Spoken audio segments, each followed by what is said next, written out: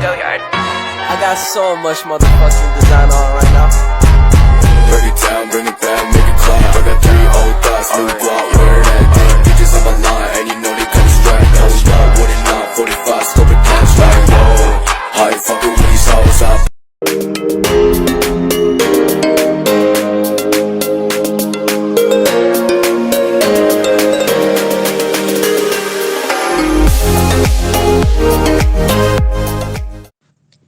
Assalamualaikum warahmatullahi wabarakatuh. Perkenalkan, nama saya Anissa Rahmadani dengan NIM 2310004 88201027 dari Prodi Bahasa Indonesia Universitas Mahaputra Muhammad Yamin. Kali ini saya akan membahas tentang karya sastra angkatan 45. Karya sastra angkatan 45 yang akan saya bahas kali ini yaitu karya dari Haji Abdul Malik Karim Amrullah atau lebih dikenal dengan Buya Hamka yang berjudul Di Bawah Lindungan Ka'bah. Sejarah munculnya Angkatan Balai Pustaka. Dalam sejarah awal, Balai Pustaka terbentuk ketika pemerintahan kolonial Belanda mendirikan komisi untuk bacaan sekolah pribumi dan bacaan rakyat. Pada 14 September 1908, melalui keputusan gubernur dengan nama awal yaitu Komisi for the Inlands Volksdiktur dan Balai Pustaka baru menghasilkan bacaan. Kemudian pada tahun 1917, pemerintah membentuk Colonial Forde atau Kantor Bacaan Rakyat yaitu Balai Pustaka. Ciri-ciri Balai Pustaka. Yang pertama, karya sastra angkatan Balai Pustaka pada umumnya hanya menceritakan mengenai kejadian yang berkaitan dengan kehidupan sehari-hari. Yang kedua, karya pada angkatan Balai Pustaka juga tidak berbicara mengenai politik, kepemilikan, dan nilai-nilai sekularisasi. Yang ketiga, para penulisnya lebih bersifat kompromistis terhadap keadaan politik pada masa itu. Selanjutnya, latar belakang dari novel Di Bawah Lindungan Ka'bah. Novel Di Bawah Lindungan Ka'bah menggambarkan kehidupan masyarakat Minangkabau yang sangat menjunjung tinggi adat dan tradisi serta nilai-nilai agama. Latar belakang ini memberikan pemahaman yang mendalam tentang kehidupan masyarakat Minangkabau, termasuk sistem kekerabatan, pernikahan, dan pola pikir yang diwariskan dari generasi ke generasi.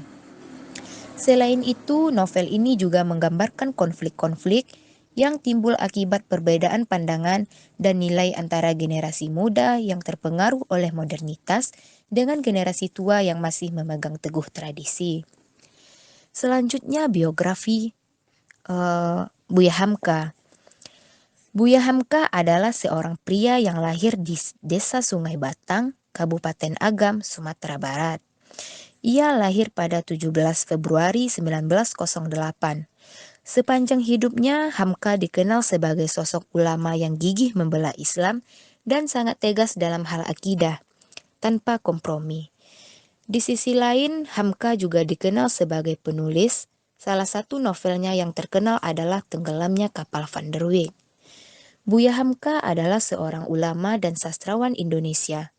Buya Hamka aktif dikenal sebagai ulama, sastrawan, penulis, dan tokoh Islam. Ia wafat pada 24 Juli 1981 di Jakarta. Selanjutnya, analisis dari novel Di Bawah Lindungan Ka'bah. Yang pertama, ada tema. Tema novel Di Bawah Lindungan Ka'bah menggambarkan bagaimana cinta antara Hamid dan Zainab diuji oleh rintangan sosial dan ekonomi yang ada di masyarakat. Tema ini mengajarkan tentang kekuatan cinta yang mampu mengatasi segala hambatan. Yang kedua yaitu alur. Novel Di Bawah Lindungan Ka'bah memiliki alur yang melibatkan cinta, adat, dan agama. Yang ketiga, penokohan. Hamid memiliki karakter yang religius, sabar, tegar, cinta dan setia, sederhana, rendah hati, dan bijaksana. Zainab memiliki karakter yang penuh kasih sayang, setia, kuat dan mandiri, religius, serta penyayang. Yang keempat, gaya bahasa. Dalam novel Di Bawah Lindungan Ka'bah, Terdapat beberapa gaya bahasa. Yang pertama, bahasa formal, yaitu gaya bahasanya mengikuti aturan tata bahasa yang baik. Kalimat-kalimatnya terstruktur dengan baik dan menggunakan kosakata yang baku. Yang kedua, bahasa deskriptif. Novel ini memberikan detail yang cukup untuk membantu pembaca membayangkan suasana dan situasi yang ada pada masa itu. Yang ketiga, bahasa puitis. Buya Hamka sering menggunakan bahasa yang khas dan indah dalam mengungkapkan perasaan dan pemikiran karakter-karakternya. Yang kelima, latar. Latar dalam novel Di Bawah Lindungan Ka'bah. Yang pertama, latar tempat. Novel ini berlatar di Minangkabau, Sumatera Barat. Yang kedua, latar waktu. Waktu dalam novel ini berlangsung pada awal abad ke-20, sekitar era kolonial Belanda. Yang ketiga, latar suasana. Dalam novel ini mencerminkan berbagai emosi dan peristiwa yang dialami oleh karakter-karakter dalam cerita. Selanjutnya, sinopsis dari novel Di Bawah Lindungan Ka'bah.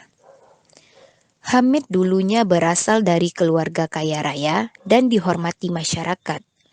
Di saat ayah Hamid masih hidup, banyak orang yang datang mendekatinya. Namun, nasib berbalik saat sang ayah jatuh miskin. Kehidupan keluarga Hamid menjadi penuh kekurangan.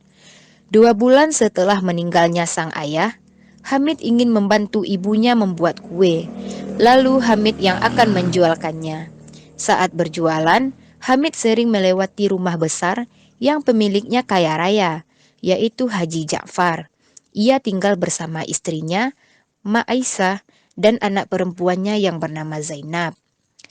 Tak terasa 1 tahun berlalu dan Hamid menginjak usia 7 tahun. Dia disekolahkan oleh Haji Ja'far di suatu tempat dengan Zainab. Usia Zainab yang lebih muda menjadikan keduanya serasa kakak beradik seiring akrabnya mereka berdua.